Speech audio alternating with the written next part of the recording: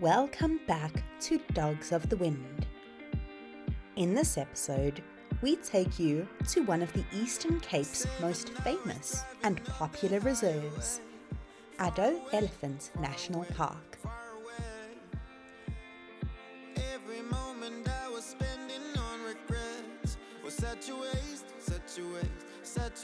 The park is not only home to elephants, and we were immediately greeted by a variety of animals and birds. But it wasn't long before we spotted our first elephant.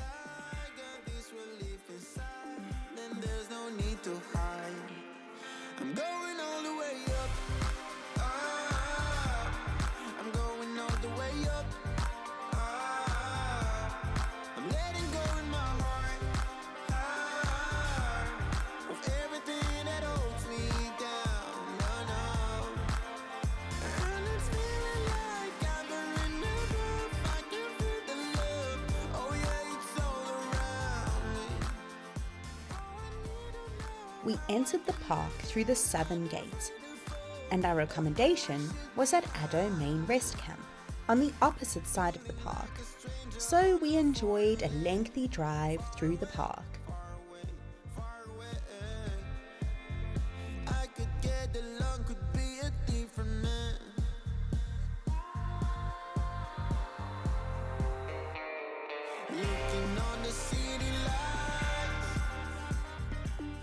Addo is the only national park where you can see not only the big five, leopard, buffalo, lion, elephant and rhino, but the big seven, which includes the southern right whale and the great white shark.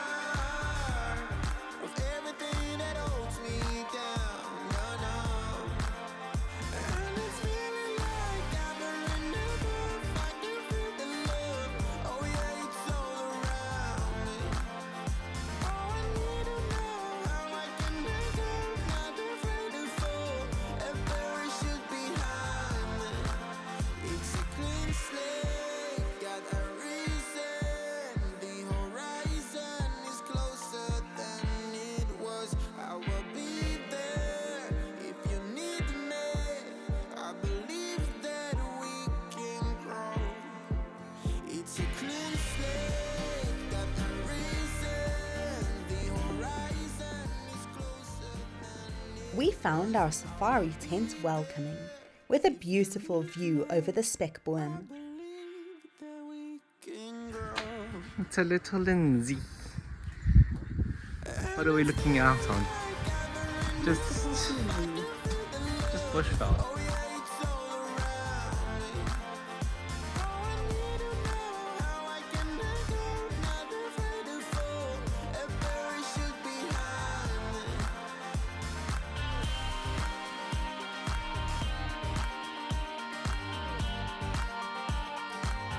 Got a little private braai.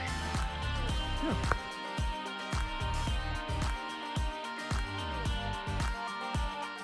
We thoroughly enjoyed watching the parade of elephants before us as the afternoon wore on, and finally we watched the sun go down as we prepared our braai.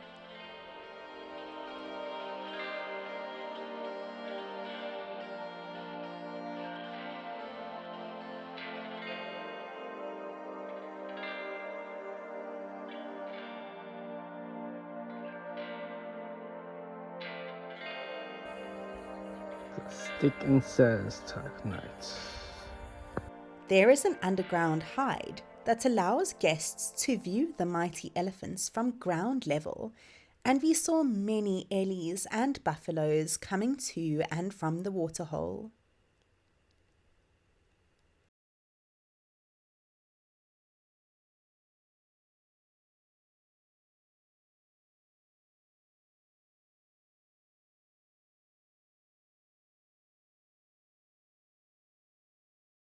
Good morning. We've just woken up early on our first day in Addo Elephant Park. We've decided to try explore some of the grasslands of the Interpretive Loop. Yesterday we came in from the southern gate and we just drove straight up the main road to the camp to just get to the camp in time. So today we're going to explore some loops, spend our time out until we can check in later again, because again we had 2 different accommodations for 2 nights. We've just seen a little LBJ, which we don't actually know what it is, but anyway, we'll start our list now and we'll keep you updated as we go along.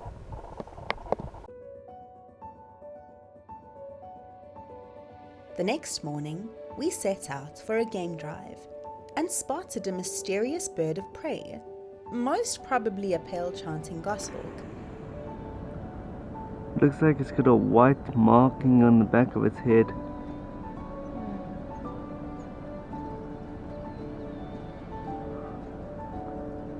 Looks like it's got bare legs. And then we went on to find a pair of warthogs engaged in a skirmish. It was lovely to experience the park in the morning golden hour light.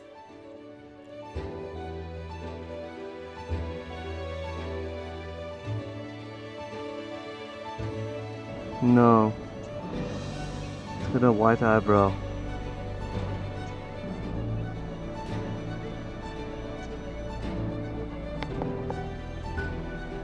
Oh, it's just a crow.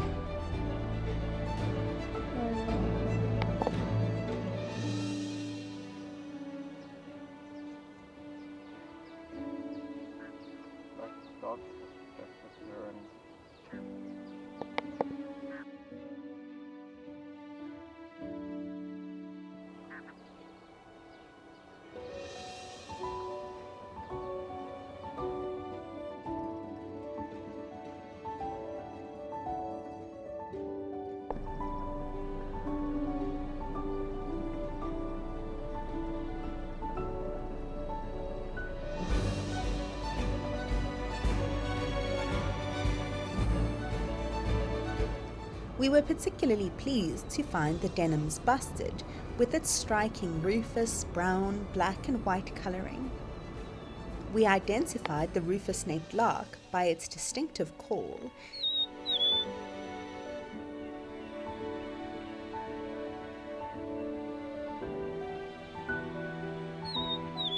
and then we stopped to appreciate some of the smaller mammals that call the park home.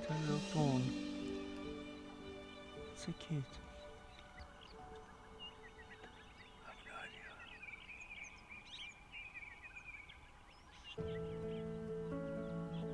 I wanted to switch off the car.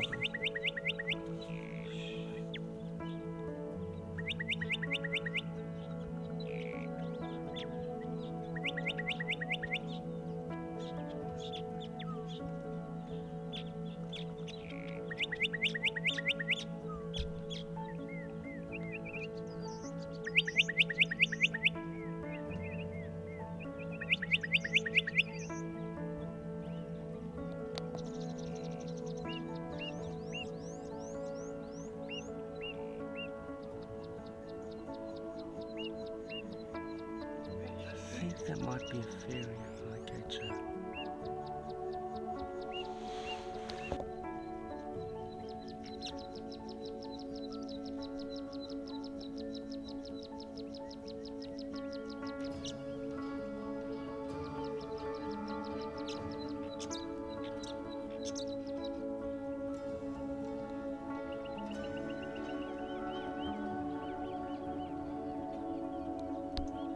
Although the park does have a pride of lions, we were content to spot these much smaller carnivores.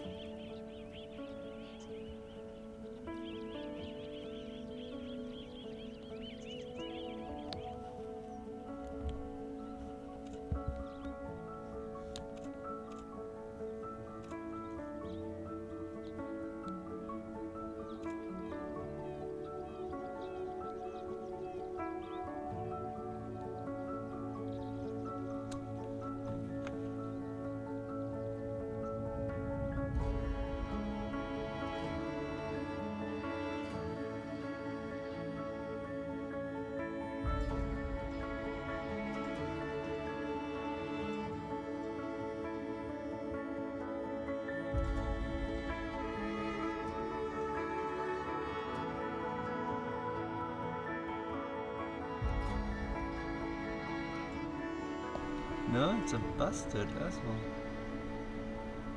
No. Is that a quarry bustard?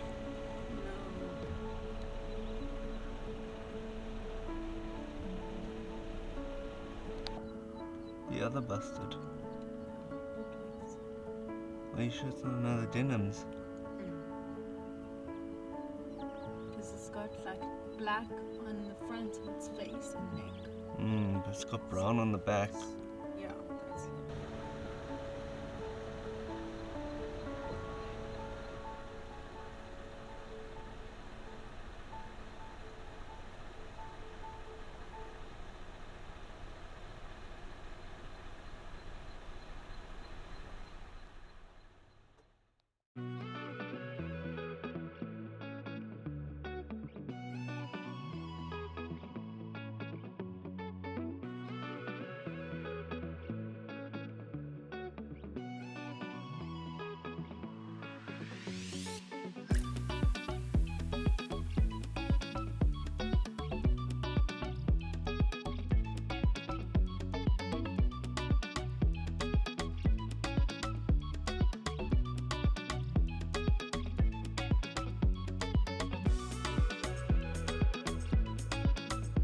The ant-eating chat had us stumped for some time, but after spotting a few, we were able to identify it using our Roberts app.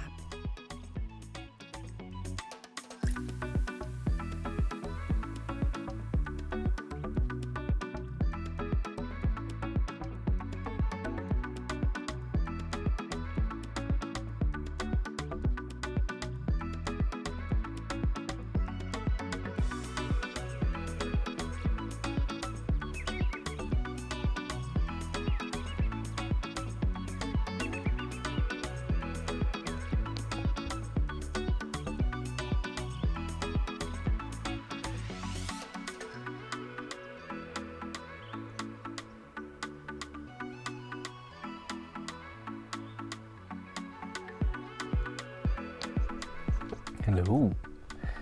So we have done the Bondo loop, and we're at the middle of the Gora loop at Carol's Rest. Just stopped for a bit of brekkie.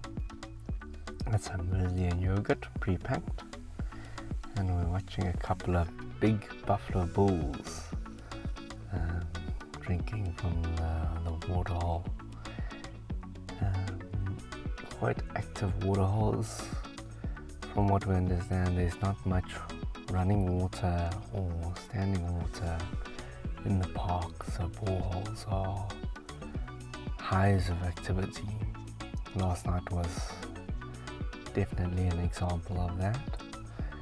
I think we're going to continue driving around until we can check in, and then we'll check in and see what the accommodation is, probably drop some stuff off, and maybe do an afternoon drive. Otherwise, it's been a very successful morning. We're probably sitting at around about 20 different species, 24 different species. We've finished our list of bustards, which is quite exciting, and we've seen another life wire. I can't remember which one. Anyway, we'll catch up with you guys later. Alright, here we are. We're at Jack's picnic site. Jack the Black Rhino's picnic site. Yeah, we need to go read up on what is the story. But we are here for a brunch. Finishing up some of our travel snacks using potato salad, some of our braai sly, and whatever's left, I guess.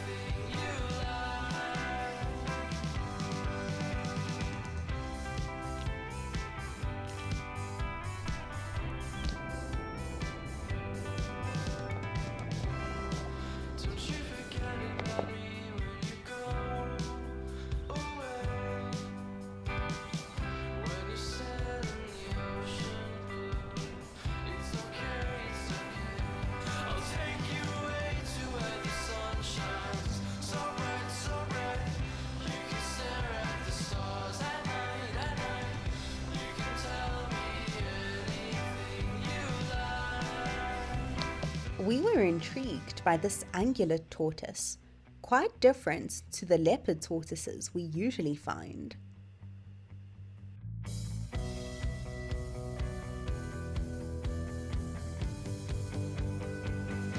I'll take you away to where the sun shines so bright, you can stare at the stars at night, you can tell me anything you like. I'll take you away to where the sun shines so bright, you can stare at the stars at night, you can tell me anything you like.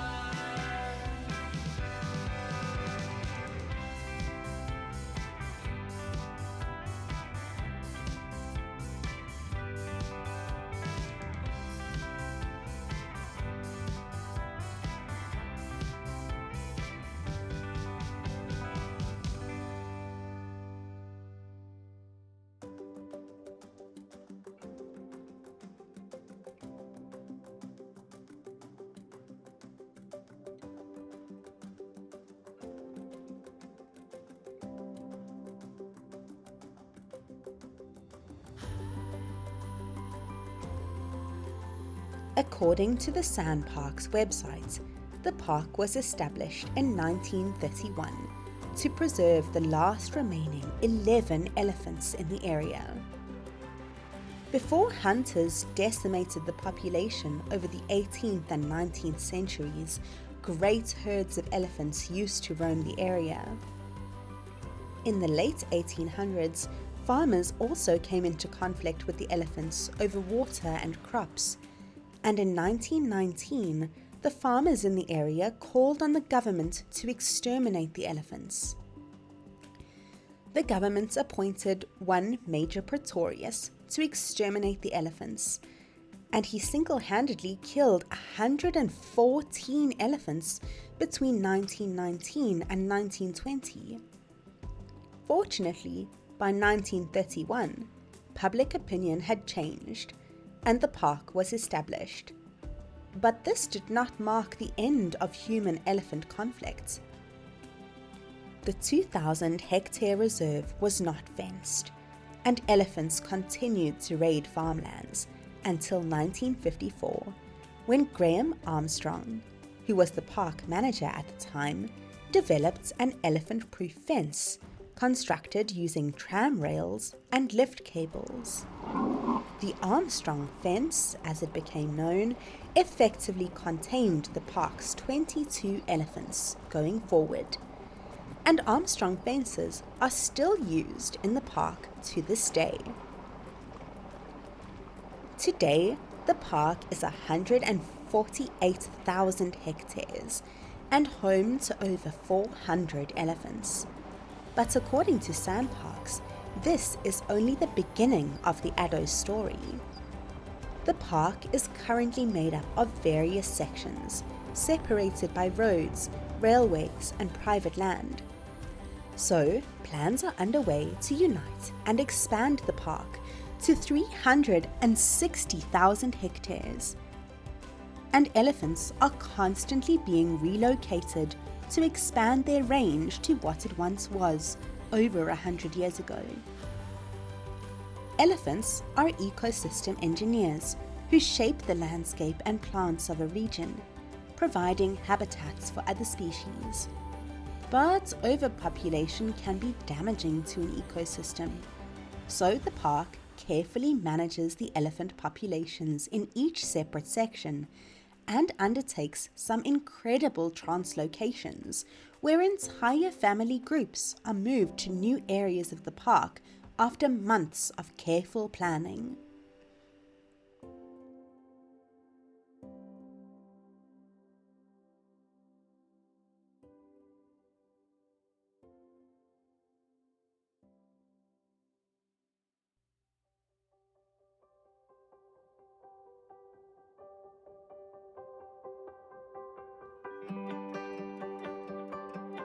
The park is dominated by the distinctive Albany thicket.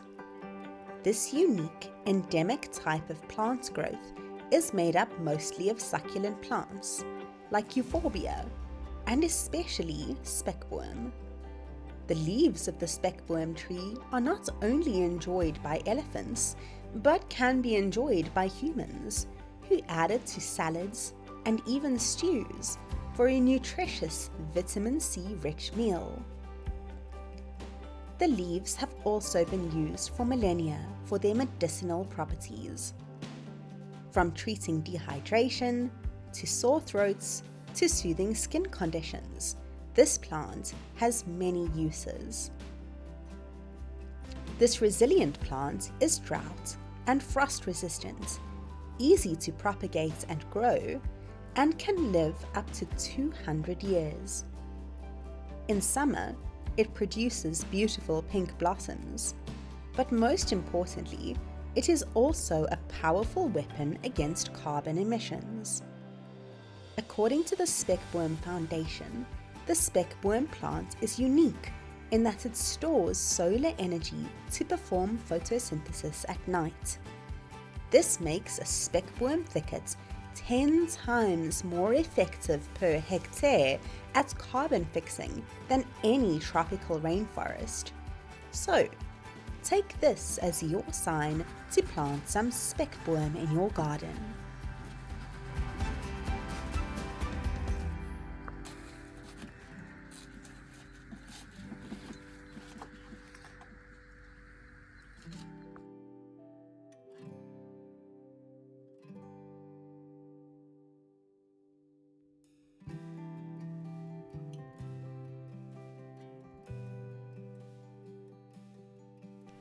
The park has a lovely interpretive centre where you can discover all manner of facts about the park, its plants, animals, insects, and people. One of the interesting displays is the shell of domkrach, the tortoise. Domkrach is the Afrikaans word for a car jack, and this fellow was so named for his strange habit of crawling under cars and lifting them up with immense strength.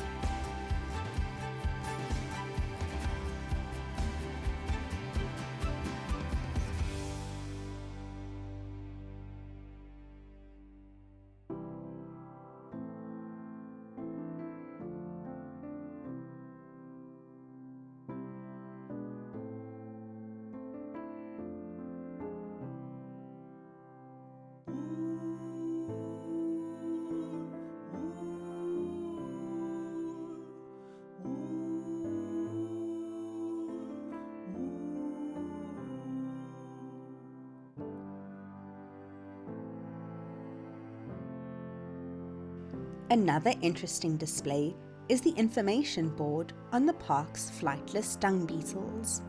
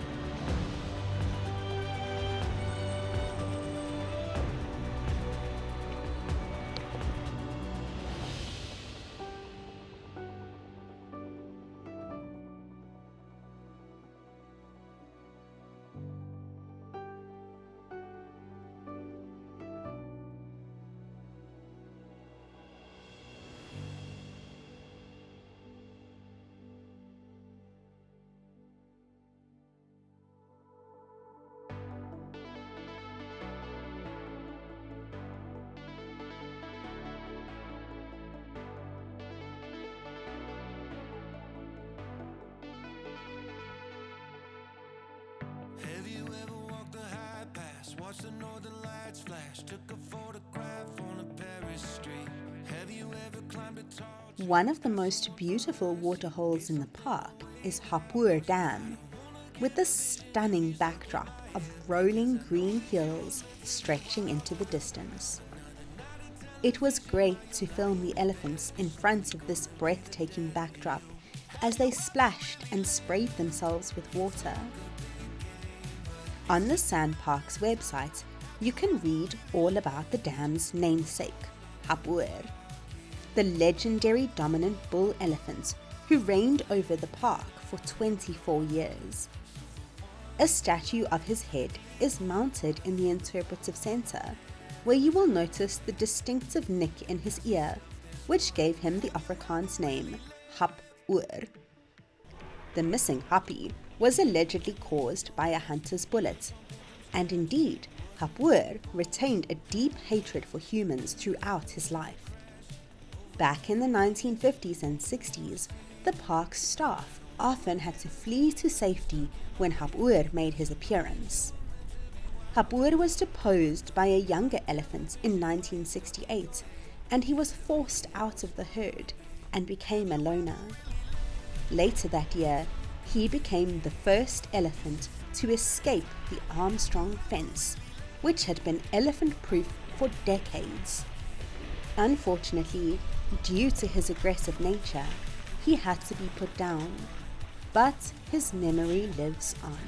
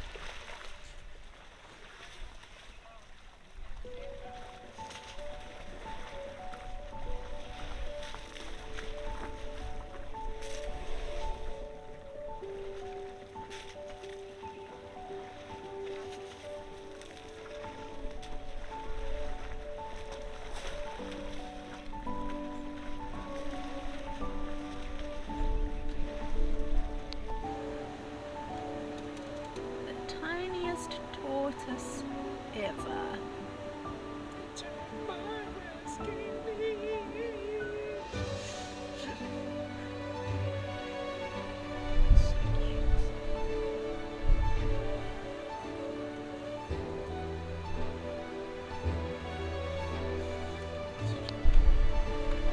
Oh, it's trying to take a bite of the grass, but the grass is out of reach.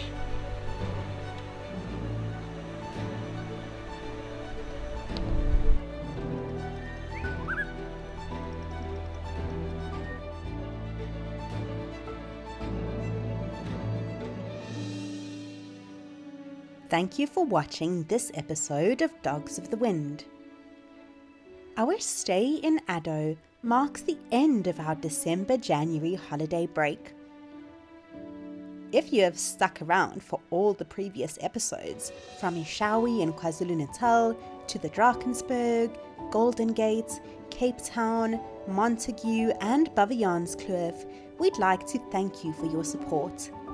We look forward to bringing you more content, as we're planning another Kalahari trip at the end of the year. But in the meantime, leave us a comment to tell us what you'd like to see over the coming months.